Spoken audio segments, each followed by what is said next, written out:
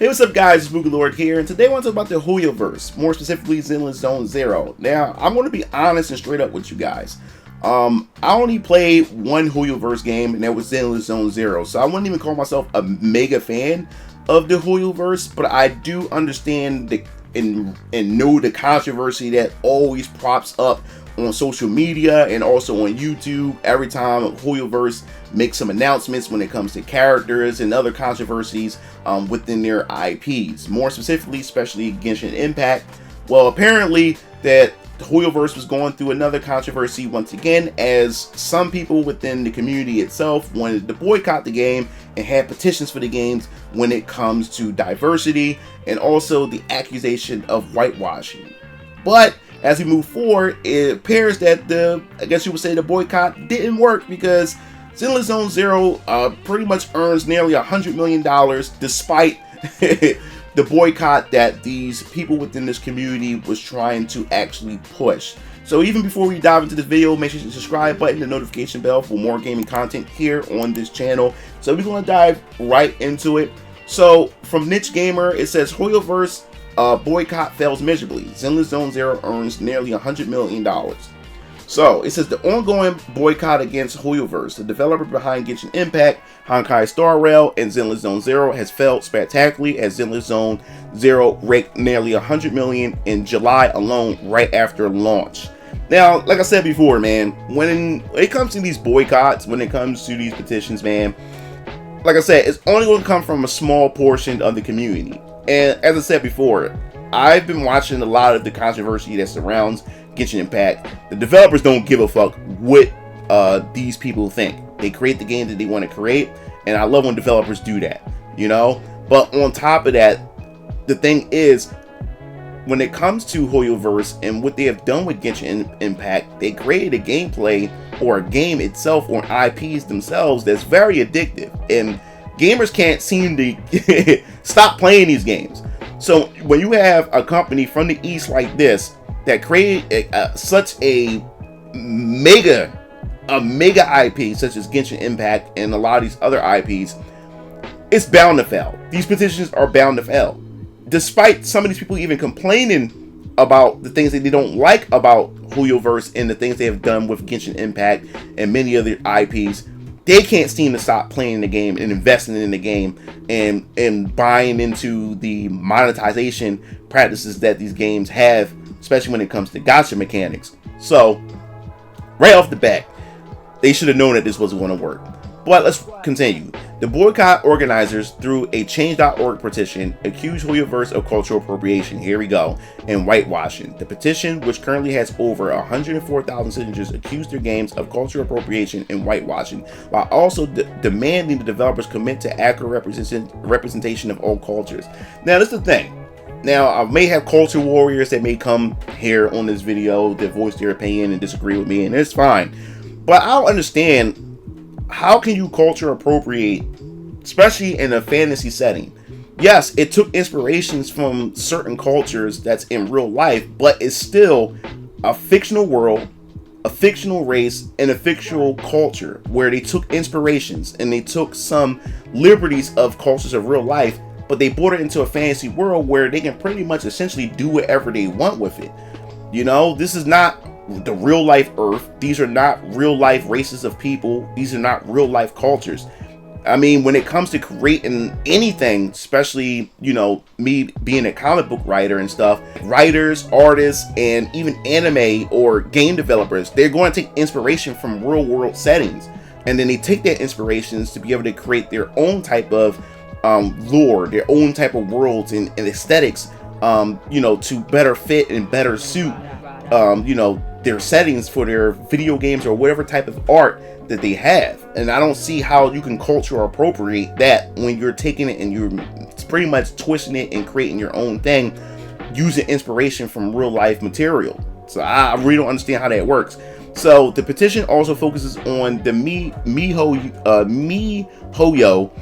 games that have repeatedly taken inspirations from indigenous cultures without proper representation and respect. Yes, these are called inspirations. They're not going to fully take these things literal and then take these cultures and put it like the actual culture itself in the people itself. No, they're just taking the inspiration from it to be able to create their own, you know, in-game culture within their games, which I don't see an issue with. So in particular, the many characters from clearly white or only light tanned at best, with the exception of some enemy NPCs, the latter of which has sparked concerns of racism among players in indigenous communities. And this is why these people make me sick, because you have to have such a brain rot to associate fictional characters to real life depictions of culture. Like, this is the same thing when it comes to orcs and like D&D and a lot of these fantasy RPGs, where you would have these numbnuts will come in and see an orc and then associate an orc with black people, like, and then they call it racism. But no, like, for you to associate orcs with black people would make you the racist, because why would you see an orc and the first thing that comes to your mind is black people? You get what I'm saying? So even in this sense, the first thing you think about is the discrimination, or I guess you would say the racism towards indigenous people, because you see in a fictional character that has inspiration from a particular culture, and you thinking that this is some type of spite against that culture. It just boggles my mind that you have these type of players that think this way.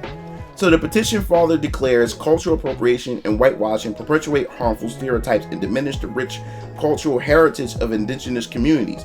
These practices not only misrepresent cultures, but also contribute to ongoing marginalization and disrespect. No, it doesn't, because these characters are fictional. These cultures in the game are fictional. It just took inspiration from real life culture, but no one is going into this game saying, oh man, like, oh, this is how I think that this particular culture is in real life, because no one is linking that culture to that culture. No one is linking it because it's a fictional world. It's not real. So it then lists demands that MiHoYo to engage with indigenous culture consultants, and this is another way. This is what we keep talking about. This is why that companies like Sweet Baby Inc., Black Girl Gamers, and many other consulting companies have exist. It exists because of fucking idiots like this. It's because these people were hammered down on these corporations, and I'm glad that the Hoyoverse is not listening or bending the knee to these people. But like I said before, Anita Sarkeesian had essentially pretty much exploited a market that is very lucrative, because you have people like this saying that, hey, they need to seek some type of consulting when it comes to these particular cultures and everything. And that's why, as long as we have people like this who gets offended, and we have these people within the industry or within the gaming community, there's always going to be a need, or there's always going to be a niche for these consulting companies to come in to make some money. So it says, in addition to this petition, an X account called HYV Boycott also declares, I think it's safe to say that we have all had enough of the erasure of our culture and identities. No, y'all guys are the only ones saying that. Today I introduce you all a boycott to Hoyoverse. We will be an account sharing how you can boycott, spread the word, anything helps. So this is what they have for this. So it says, the account adds, there has been a distinct lack of darker skin tones represented in the game. And I am not going to go through this. I've been talking about this. I don't care about representation. All I care about is that the characters are cool. The world is very involved, and I want to get lost in this world, and I love the setting and everything, and I love the gameplay, and the characters are well written. That's all I care about. I don't care about the character looking like me. Those things never matter to me. Just give me a good game. That's all I want. And if you don't like it, create your own shit. I keep saying this, I'm keep stressing it. Create your own shit if you don't like it. So The account adds, there has been a distinct lack of darker skin tones represented in the game. Characters from these cultures are actively being heavily referenced, but are being whitewashed. This is especially noticeable and ever present and not only in Sumeru and Natlan, but also in other nations. These practices only misrepresent said cultures, but also contribute to the ongoing marginalization and disrespect that is perpetuating colorism further in the media, causing even more harm than good to the communities. You gotta point to where it's causing the harm. Show me evidence that games like this is causing harm to these marginalized groups. Show me evidence. Don't just say it. Show me evidence of that. So from here, it says several voice actors has also, here we go, voice actors also voiced their support for the boycott. Anna Yatko, who voices Raiden, Shogun, and Genshin Impact, posted, I really hope that the video game company listens to its fan base when violent criticism is made multiple years in a row about the execution of its research and inclusion elements. This person better shut the fuck up. They better shut the fuck up. You were blessed to get a position to voice in Genshin Impact, and then now you going on with this babble about diversity and inclusion when you have the opportunity to voice these characters, which is crazy. This is a quick way, and all you did with all this voice actor did was put a red flag on themselves, because if they need to clean house when it comes to this activism and this woke shit, this person gonna be the first person to be fired. Stupid. And it says Albedo voice actor Kai Dao also shared on X, if game draws so heavily in the real world cultures and bases a character on supreme deity of Yoruba religion, and that character ends up looking like a pale Sasuke Batman, people are absolutely within their rights to demand better representation, especially when said game has clearly stated commitment to a global audience, he added. I hope y'all keep making your voices heard, and I hope they listen. Yup, he won't put himself in trouble. The boycott and these characters' complaints seem to have little impact on the Hoyoverse revenue, according to Gacha Revenue. Zenless Zone Zero generated 68.8 million from Chinese players and another 31 million from its global player base in July, totaling 99.8 million. No one gives a shit. The only one who gives a shit is this small minority that has the loudest voice. No one cares. These are gamers. All gamers want to do is get lost in the world that these developers have created. And if the world is interesting enough, the gameplay loop is fun enough, these people are going to play the game. No one cares about representation. No one cares about that. People want to play games. That's all they care about. So all these voice actors did was put a red flag on them. That's all they did. No one gives a shit. So it gives us the prices of how much each of the games has earned. And then says, while Honkai Star Rail and Genshin Impact saw a drop, Zenless Zone Zero offset this decline. Combined, Honkai Star Rail and Genshin Impact saw their revenue fall by 85.4 million. However, as mentioned earlier, Zenless Zone Zero pulled in nearly $100 million in its first month. Overall, with Genshin Impact, Honkai Star Rail grossed over 163 million in June. In July, between Zenless Zone Zero, Genshin Impact, and Honkai Star Rail, Hoyoverse grossed 177.4 million. That's an 8.8% increase in revenue from month to month. This is also an increase from May, when Honkai Star Rail grossed 55 million in China and another 36 million globally, for a total of 91 million.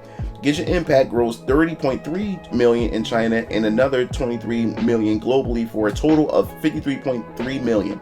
Combined, the two games grossed 144 million in May. So what do you think? What do you make of Hoyoverse monthly revenues continuing to increase by significant percentages despite players claiming boycott? Yeah, it's like, this is not going to gamers don't care about that. They really don't. And as far as I'm concerned, despite everybody complaining about Genshin Impact, and I see it a whole lot, and this is why I don't really, I guess you say, associate myself to communities when it comes to games, because some of these communities can be some of the most unbearable communities to even deal with when it comes to the player base and stuff, and a lot of the controversy and drama that's within it. But these people can scream and cry, yell for representation all they want, people speak with their wallets. And obviously, people have spoken with their wallets. People love Genshin Impact. People love Honkai Star Rail. People are liking Zenless Zone Zero. So, as long as people's going to keep spending money on these games and enjoy these games, Hoyoverse is going to continue to do what Hoyoverse does. And what I like the most is that these developers do not give a shit. You can scream, you can read all you want. They don't give a fuck. And that's what I think, that's what a lot of these developers need to adopt. They need to adopt these type of I don't give a shit attitude and create the game that they want to create. If you don't like the game, and I'll keep telling people, if you don't like what these developers are doing, if you feel as though that they're not representing you the way you want to be represented, then you find developers and you take your money elsewhere and you put your money in to support developers who represents you, or you create your own shit. That's how you need to go about it. Bitching and complaining on the internet, crying and arguing with the fan base and arguing with the developers is not going to change shit. This petition wasn't going to do shit when majority of their audience come from the East more than anything else. You know, so that's pretty much my thoughts and opinion on it. I think good for Hoyoverse, and I think developers need to continue or look at what they're doing, and what a lot of these Eastern developers, especially from China and Korea, look at what they're doing as far as creating the game they do want to create. I mean, First Descendant is the same thing. They are kicking ass when it comes to not listening to what this small minority group of activists and just crybabies are just whining about. So that pretty much essentially it. Are you currently playing Zenless Zone Zero? What are your thoughts on Zenless Zone Zero or any of the Hoyoverse games? Definitely sound off in the comment section below. If you enjoyed the video, hit the like button, subscribe button for more gaming content here on this channel. This is MugenLord, sign off. I'll see you game fiends later. Peace out.